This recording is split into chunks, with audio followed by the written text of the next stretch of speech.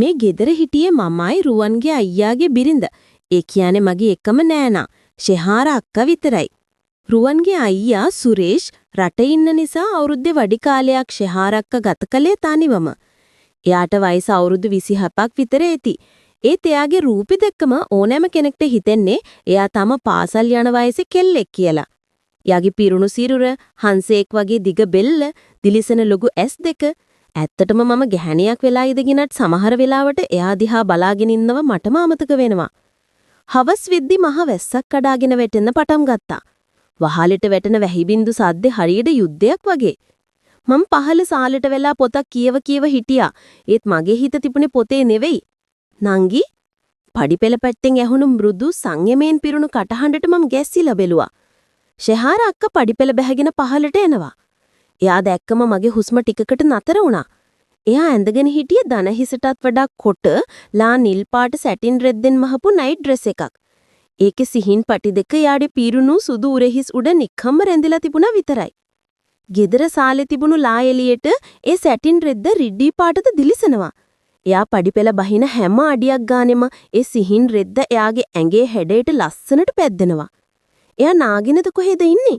කොණ්ඩයක තාම තෙතයි. වතුර බින්දුවක් එයාගේ බෙල්ල දිගේ පහළට රූරාගෙන ගිහින් පපුව අස්සේ හැංගුණ හැටි මම බලාගෙන හිටියේ මන්තරයකට අහු වෙලා වගේ. ඇයි අක්කේ? මම ඇහුවා. මගේ කටහඬත් නිකන් ගොළු වෙලා වගේ. මට කාමරේට වෙලා තනියම ඉන්න බෑ නංගි. හරිම පාළුයි. අනික මේ වැස්සට මට පොඩි බයක් දැනෙනවා. එයා එවිත් මගේ ළඟින්ම සෝෆා එකේ වාඩි වුණා. එයා වාඩි වුණේ මගේ ඇඟේ ගෑවි නොගෑවි. එයාගෙන් ආවේ හරිම මෘදු සුවඳවත් බේබි කොලොන් සුවඳක් වගේ. හරිම පිරිසිදු සුවඳක්. අපි දෙන්න ටික වෙලාවක් යනකම් මුකුත් කතා කළේ නැහැ. ජன்னේලෙන් එළියට පේන අකුණු වෙලි දිහා බලාගෙන අපි හිටියා. එළියේ වැස්ස ජනෙල් වලට ගහන සද්ද හරිම බය හිතෙන සුළුයි. අපේ ජීවිත හරි පුදුමයි නේද නංගි? අක්කා හැමින් මිමිනුවා. එයාගේ ඇස් තිබුණේ ඈත අඳුරේ. ලොකු ගෙවල් යාන වාහන තිබුණට රැටි තුරුල් වෙලා ඉන්න හිතේ දුක කියන්න පිරිමියෙක් නැහැ. අපි දෙන්නම හරියට වැන්දවෝ වගේ. එයා කියපු කතාවට මට hina ගියා වගේම හිතට ලොකු දුකක්කුත් ආවා. ඒකනම් ඇත්ත අක්කේ රුවන් හිටියත් එයා ඉන්නේ එයාගේ ලෝකෙක. එයාට මාව මතක් වෙන්නේ රැට නිදා ගන්නවම විතරයි. අපිට ඕනේ උණුසුමක් නම්ගි. හිතට වගේම ඇඟටත් දැනෙන ආදරයක්. අක්කා එහෙම කියලා මගේ දිහා බැලුවා. ඒ බැල්ම මගේ හදවත පසාරගෙන ගියා. එක පාරටම මුළු අහසම දිදරලා යන තරම් ලොකු අකුණක් ගැහුවා. ඩෝං ගාලා ආපු ඒ සද්දෙත් එක්කම මුළු ගෙදරම කරන්ට් එක ගියා. ඝන අන්ධකාරයක් අපිව වටා ගත්තා. අම්මෝ! ෂෙහාර අක්කා බය වෙලා මගේ ඇඟට පැන්නා. එයා මාව තදින් බදාගත්තා.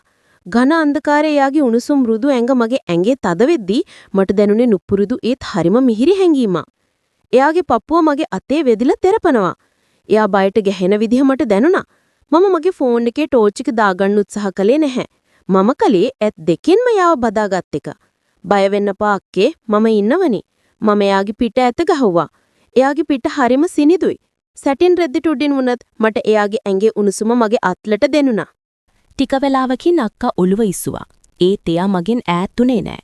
අපි හිටියේ කළුවරේ වුණාට එළියෙන් ආපු අකුණු වෙලියට මට එයාගේ ඇස් දියමාන්ති වගේ දිලිසෙනව පෙනුණා. නංගි, ඔයාගේ ඇඟ හරිම උණුසුම්. එයා මගේ කනට ලං වෙලා කිව්වා. එයාගේ උණුසුම් හුස්ම මගේ බෙල්ලට වද්දි මගේ මුළු ඇඟම හිරිවැටිලා ගියා. මගේ හදවත ගැහෙන වේගය වැඩි වුණා. අක්කාගෙත් මගේ කටින් වචන පිට වුණේ ඉබේටමයි. අක්කා එයාගේ එක අතක් මගේ මූණට තිබ්බා. එයාගේ සිහින් ඇඟිලි මගේ තොල්ලුඩින් යද්දි මට හුස්ම ගන්න තමතක වුණා. අපි දෙන්න මෙහෙම තනියම ඉන්න එක අපරාධයක් නේද? පිරිමි අපිව දාලා ගියාට අපි ඇයි දුක් විඳින්නේ? එයා අහපු දේ තේරුම් ගන්න මට වෙලාව ගියේ නැහැ.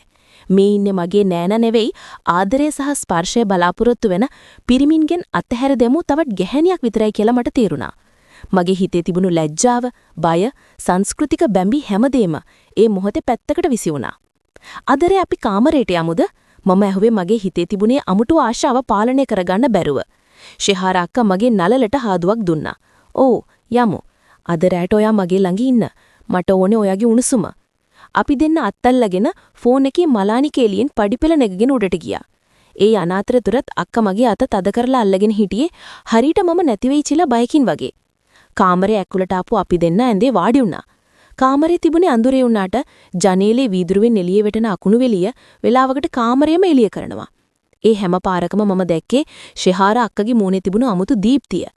නංගි ෆෝන් එකේ ටෝච් එක නිවන්න. අපිට මේ අඳුර හොඳයි. අක්ක හෙමින් කිව්වා. මම ෆෝන් එක ඔෆ් කරලා පැත්තකින් තිබ්බා. දැන් අපිට පේන්නේ අපි දෙන්නගේ සිලුවට් විතරයි.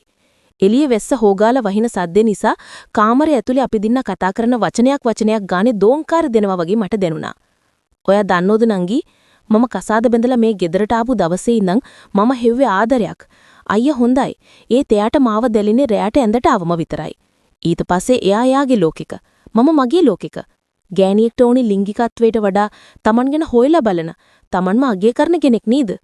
අක්කගේ කටහඬේ තිබුණු වේදනාව මට දැනුණා. මම මගේ අනිත් අතින් එයාගේ අත තද කරලා අල්ලගත්තා. මට තේරුණා අක්කේ රවුණුත් එහෙමමයි. උන් හිතන්නේ අපිට කන්න බොන්න දුන්නම, ලස්සනට අඳින්න දුන්නම අපේ ජීවිත සම්පූර්ණයි කියලා. ඒකනි අක්ක ඔළුව උස්සලා මගේ මූණට එබුණා. අඳුර අතරින් එයාගේ ඈස් දිලිසෙනවා මට පෙනුණා. අපිට ඕනේ උණුසුමක් නංගි, හිතට වගේම ඇඟටත් දැනෙන ආදරයක්. එහෙම කියලා එයා මගේ මූණට තවත් ලං වුණා. එයාගේ අතක් මගේ කම්මුල දිඩේ පහලට ලිසලා ගිහින් මගේ බෙල්ල ළඟ නැතර වුණා. මගේ හුස්ම හිර වුණා වගේ දැනුණා. ඒත් මම අහක බලුවේ නැහැ. මගේ හිතේ යටපත් වෙලා තිබුණු ගැහැණු ආශාවන් එළියට එන්න දඟලනවා වගේ මට දැනුණා. ඔයා හරිව සුවඳයි නංගි. මට හිතෙන්න අපි දෙන්න එකිනෙකාට උදව් කරගන්න ඕනේ. මේ පාළුව මකන්න පිරිමියෙක්ම ඕනේ නැහැ නේද? ඒ ප්‍රශ්නෙට මගින් උත්තරයක් ලැබෙනකම් එයා බලන් හිටියේ නෑ. එයාගේ මෘදු තුල් මගේ නළලට තද වුණා. ඊට පස්සේ හෙමින් මගේ කම්මුලට. මම ඇස් පියාගත්තා. මගේ මුළු ඇඟම වෙවුලනවා වගේ. මේ මගේ නෑනා නේද කියන සිතුවිලි මගේ ඔළුවට ආවත් එයාගේ ස්පර්ශයෙන් ලැබුණු සැනසීම ඊට වඩා ලොකු වුණා. අපි දෙන්න හෙමින් ඇඳේ දිගා වුණා. එයාගේ සැටන් නයිට් ඩ්‍රෙස් එකේ ලිස්සන ගතියත් මගේ ඇඟේ උණුසුමත් එකට එක්ුණා. එයා මාව තදින් බදාගත්තා. මමත් මගේ අත් දෙක එයාගේ ඉනවටි යවුවා. එයාගේ ඇඟ මල් පෙත්තක් වගේ මෘදුයි. එළිය අකුණු ගහද්දී අපි තවත් තදින් බදාගත්තා. ඒ විලාවේ අපේ හිතවල තිබුණේ රාගයට වඩා ලොකු බැඳීමක්. කාත් කවුරුත් නැති ලෝකෙක තනිවුණු ගැහැණු දෙන්නෙක් එකිනෙකාගේ හුස්ම පොදෙන් ජීවත් වෙනවා වගේ හැඟීමක්. ශිහාර අක්කාගේ අත් මගේ පිටපුරා යන විදිහ, එයාගේ හුස්ම මගේ බෙල්ලට වැටෙන විදිහ මාව වෙනම ලෝකයකට අරගෙන ගියා. පිරිමියෙක්ගෙන් කවදාවත් නොලබුණු සියුම් ඉවසිලිවන්ත ආදරයක් මම එයාගෙන් වින්දා.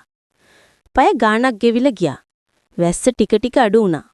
අපි දෙන්න එකම පොරවනේ යට එකිනෙකාගේ තුරුලේ ගුලි වෙලා හිටියා. හෙට උදේට මම ඇහුවේ හිතේ පොඩි බයකින්. අක්කා මගේ නිකටෙන් වල්ලලා මගේ මූණ එයාගේ පැත්තට හරවා ගත්තා.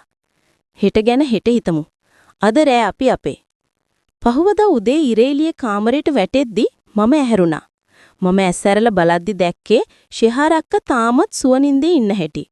එයාගේ මූණේ තිබුණේ පුදුම සැනසීමක්. මම හෙමින් අක්කාගේ අත අයින් කරලා ඇඳෙන් බහින්න හදද්දිම අක්කා ඇස්සැරියා. එයා මගේ දිහා බලලා ලාවට hina වුණා. ඒ hinaවේ තිබුණේ ලැජ්ජාවක් නෙවෙයි, අපි දෙන්න අතර විතරක් තියෙන රහසක් ගැන මතකයක්. එදා දවල් වෙද්දි මමයි අක්කයි ගෙදර වැඩ කරේ හරියට අලුත් යාළුවෝ දෙන්නෙක් වගේ. අපි වචන වලින් නොකියුවට අපි දෙන්න අතර බැල්මෙන් ලොකු හුවමාරුවක් වුණා. හවස 4 වෙද්දි රුවන් මගේ මහත්තයා ගෙදර ආවා. වාහනේ හෝන් සද්දේ ඇහෙද්දිම මගේ හිතේ පොඩි ගැස්මක් ඇති වුණා.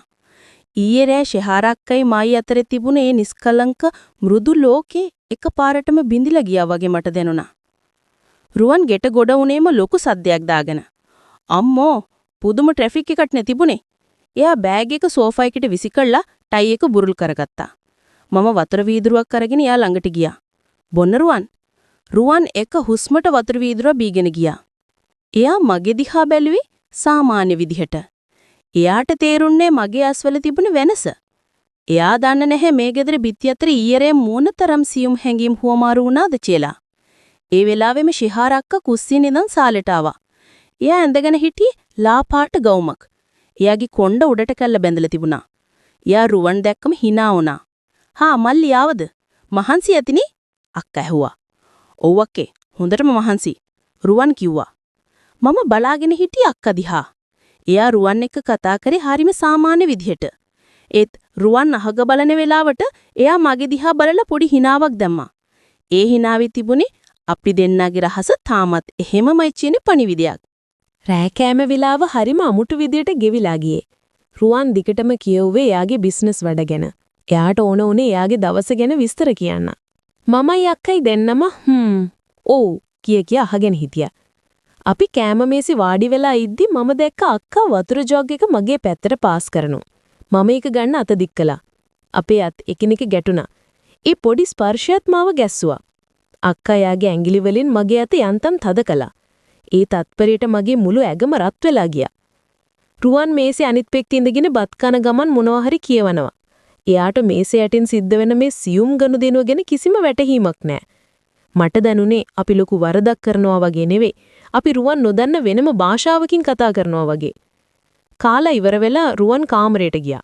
මම ඉක්මනට නිදා ගන්නවා. හෙට උදේම යන්න තියෙනවා. එයා කිව්වා. මම කුස්සියට ගියේ පිගන් ටික හොදන්න. විනාඩි 5කට පස්සේ මට දැනුණා කවුරු හරි කුස්සියට එනවා. මම හැරිලා බැලුවා. ෂෙහරට්ටා. එයා දොර ළඟට ඇවිත් බිත්තියට හේතු වුණා. එයාගේ මූණේ තිබුණේ අහිංසක, ඒ වගේම දඟකාර හිනාවක්. රුවන් නිදිද? එයා හෙමින් ඇහුවා. ඔව් අක්කේ, මහන්සිලු මම කිව්වා. අක්ක මගේ ළඟටම ආවා. සිංගෙගේ වතුර කරාමේ ඇරලා තිබුණු නිසා වතුර වෙටෙන සද්ද අපේ කතාබහ අනිත් අයට ඇහෙන්න එක වෙලක්කුවා. ඔයටද පාළු හිතෙයිද? අක්කා ඇහුවේ මගේ කනට ලං වෙලා. මගේ අතේ තිබුණු පිගාන ලිස්සලා යන්න ගියා. මම ඉක්මනට ඒක අල්ලගත්තා. ඇයි අක්කේ එහෙම ආන්නේ? නෑ, ඊයේ රෑ වගේ නෙවෙයි නේද? අද ඔයගේ අයිතිකාරය ඇවිල්ලා. අක්කගේ කටහඬේ පොඩි ඉරිසියාවක් වගේ දෙයක් මට දෙනුණා. මම අක්ක දිහා කෙලින් බැලුවා. අයිතිකාරයෝ හිටියට වැඩක් නෑ අක්කේ. හිත සනසන්න බැරි නම් රුවන් හිටියට මගේ හිත තියෙන්නේ වෙන තැනක. ඒ වචන ටික කියද්දි අක්කගේ ඒස් දිලිසුණා. එයා වටපිට බලලා කවුරුත් නෑ කියලා තහවුරු කරගෙන ඉක්මනට මගේ කම්මුල මිරිකුවා. බය වෙන්න එපා. රුවන් හිට යනවනිද වැඩට? එතකොට මේ ගෙදර ආයෙත් අපේ. එයා රහසින් කිව්වා. පහුදා දවල් රුවන් වැඩට ගියාට පස්සේ ගෙදර ආයෙත් පාළු වුණා. හැබැයි පාළුව මට දැන් දැනුනේ නිදහසක් විදියට. මම දැක්ක අක්කා වත්ත පහල මල් පැලවලට වතුර දානවා. මම එයා ළඟට ගියා. එදා එයා ඇඳගෙන හිටියේ ගෙදරට අඳින සාමාන්‍ය චීත්ත ගවුමක්. ඒත් ඒකිනුත් එයාගේ ඇඟේ හැඩය ලස්සනට පේනවා. අක්කි මම කටා කළා. අක්කා හැරිලා බැලුවා. ආ නංගි එන්න. බලන්න මේ රෝස ගහේ අලුත් මල් පිපිලා. මම එයා ළඟට ගිහින් රෝස මල දිහා බැලුවා. ලස්සනයි. මල් විතරක් ලස්සන වෙලා වැඩක් නෑ නංගි. ඒවා බලන්න කෙනෙක් නැත්තම්. අක්කා කිව්වේ වෙන අර්ථයකින්. සුරේෂය කතා කළාද? අක්කගේ මූණ අඳුරු වුණා. "ඔව් උදේ කතා කළා. එයාට ඕනේ සල්ලි ගැන අහන්න විතරයි. මම කාලද බීලා දින්නේ කියලා අහන්න යාට මතක නෑ." අක්කගේ ඇස් වලට කඳුළු පිරුණා. මට එයා ගැන පුදුම දුකක් හිතුණා. මම වටපිට බැලුවා. වත්ත වටේ තාප්ප නිසා අපිව කාටවත් පේන්නේ නෑ. මම හෙමින් අක්කගේ අතින් අල්ලගත්තා. "අඬන්න එපා නංගි. අයියා නැතුණට මම ඉන්නවනි." අක්ක මගේ අත තද කල්ලා අල්ලගත්තා. "ඔයා විතරයි නංගි මාව තේරුම් ගත්තේ. මේ ලොකු ගෙදර මට පිස්සු හැදෙන්න ආවා. ඒත් ඔයා ආවට පස්සේ මට දැනෙනවා මම ජීවත් වෙනවා කියලා." අපි දෙන්න ටික වෙලාවක් යනකම් අත් අල්ලගෙන මල්ගස් දිහා බලාගෙන හිටියා. ඒ මොහොතේ මට දැනුනේ අපි දෙන්න අතර තියෙන්නේ නෑනල අතර තියෙන සම්බන්ධයකට වඩා ආත්ම ගානකින්දන් එන බැඳීමක් කියලා. දවස් දෙකකට පස්සේ ආයෙත් වැස්සක් පටන් ගත්තා. රුවන් එදා රෑ ගෙදර හිටියා. හැබැයි යා හිටියේ පහල කට්ටුවේ ටීවී එක දාගෙන ක්‍රිකට් මැච් එකක් බල යාට මුළු ලෝකෙම අමතකයි මැච් එකක් තිබුණොත්. මම උඩ තට්ටුවේ බැල්කනි එකට වෙලා වැස්ස දිහා බලාගෙන හිටියා. රෑ 10 විතර ඇති. හුළඟ හරිම සීතලයි. "තනියමද?" ෂෙහාර අක්කා බැල්කනි එකට ආවා. එයා අතේ කෝපි කෝප දෙකක් තිබුණා. "රුවන් පහල නේද?" එයා අහන ගමන් මට කෝපි එක දුන්නා. "ඔව් අක්කේ, මැච් එක." අක්කා hina වුණා. "පිරිමි ළමයි." එයා මගේ ළඟින්ම වැටට හේතු වුණා. "අද රෑත් වැස ලස්සනයි නේද?" "ඔව්, ඒත් අද මට පාළුයි." මම කිව්වා. "ඇයි? රුවන් ඉන්නවනේ?" අක්කා හෙව්වා. "රුවන් හිටියට යා මගේ ළඟ නෑනේ අක්කේ. එයා ඉන්නේ යාගේ ලෝකෙක." අක්කා කෝපි එක පැත්තකින් දීලා මගේ ළඟටම ආවා. එයා මගේ කොණ්ඩේ අවුල් වෙලා තිබුණ තැනක හදලා දුන්නා. "ඔයාගේ කොණ්ඩේ හරිම ලස්සනයි දිනිති. හරිම කළුයි, සිනිදුයි." එයා මගේ කොණ්ඩේ අත ගානේ විදියට මගේ ඇස් පියුණා.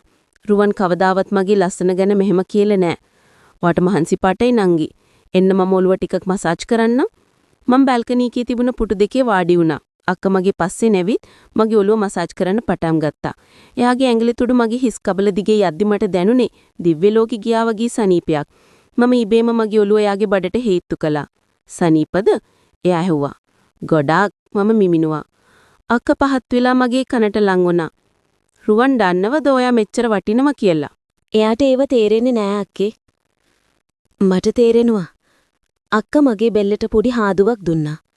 ඒක කාටවත් නොපෙනෙන ඒත් මගේ මුළු ඇඟම දවාලන හාදුවක්. අපි දෙන්නට අපි විතරයි නංගි. ඒ වෙලාවේ පහලින් රුවන් කෑ ගහනවා ඇහුණා. "යස්! විකට් ටිකක්." අපි දෙන්න ගැස්සිලා ගියා. අක්කා මගේ නෑත් වුණා. අපි දෙන්න දිහා බලාගෙන hina වුණා. දැක්කනේ. එයාට අපිව මතකවත් නෑ. අක්කා කිව්වා. එදා රෑ මම නිදාගන්න ගියේ ලොකු තීරණයක් අරගෙන. මම තීරණය කළා මගේ සතුට මම හොයාගන්න ඕනි කියලා. රුවන් මගේ නීත්‍යානුකූල සැමියා වෙන්න පුළුවන්. ඒත් මගේ ආත්මීය සහකාරිය ශිහාරා අක්කා. මම කාමරයට යද්දී රුවන් තාම මැච් එක බලනවා. මම එඳට වෙලා කල්පනා කළේ අක්කා ගැන. ටික වෙලාවකින් මගේ ෆෝන් එකට මැසේජ් එකක් ආවා. "ගුඩ් නයිට් මගේ හුදකලා හිතවතිය. දොර වහගන්න එපා. මැච් එක ඉවර වෙන්න පරක්කු වෙයි." ඒ මැසේජ් එක දැක්කම මගේ ඇඟේ ලේ රත් වුණා. මම දොර දිහා බැලුවා. මම දොර අගුළු දැම්මේ නැහැ. විනාඩි 10කට පස්සේ දොර හෙමින් ඇනුණා. ශිහාරා අක්කා ඇතුළට ආවා. එදා රෑ වැස්ස තිබුණේ නැතත් අපේ හිතවල තිබුණේ වැහි දවසක තිබුණු සිසිලසමයි. රුවන් පහල් කෑ ගහද්දී අපි දෙන්න උඩතට්ටුවේ කාමරයක ලෝකෙට හොරෙන් අපේම ලෝකයක් හදාගත්තා. එදා ඉඳන් හැමදාම වගේ අපි අපේ පුංචි රහස් හමුවීම් දිගටම කරගෙන ගියා. රුවන් හිතුවේ මමයි අක්කයි හොඳම යාළුවා වෙලා කියලා. ඔව්, අපි යාළුවෝ. හැබැයි ඊට එහා ගියපු වචනයෙන් විස්තර කරන්න බැරි බැඳීමක් අපි අතර තිබුණා.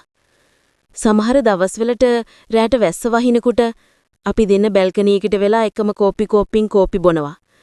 සමහර වෙලාවට කුස්සියේදී හොරෙන් නත්තල්ල ගන්නවා. ඒ හැම මොහොතකම මට දැනුනේ මම ජීවත් වෙනවා කියලා. සමාජයේ මේකට මොනවා කියයිද කියලා මම දන්නේ නැහැ. සමහර විට මේක වැරදි ඇති. ඒ තාදුරේ කියන්නේ හිත නිවන තැනටනේ. පිරිමින්ගේ ලෝකේ තනිවණු ගැහණු දෙන්නෙක් එකිනෙකාගේ හිත සනසගන්න එක පාපයක් වෙන්නේ කොහොමද? අදටත් වැස්සක් වැටෙන හැම වෙලාවකම මට මතක් වෙන්නේ අර අකුණු ගහපු පළමු දවස. එදා තමයි මම මගේ නෑනාව නෙවෙයි මගේ ජීවිතේ හුදකලාව මකපු ආදරණීය හිතවතියව අඳුරගත්තී. ඒ වැහි අඳුර මගේ ජීවිතයට ගෙනාවේ ආලෝකයක්.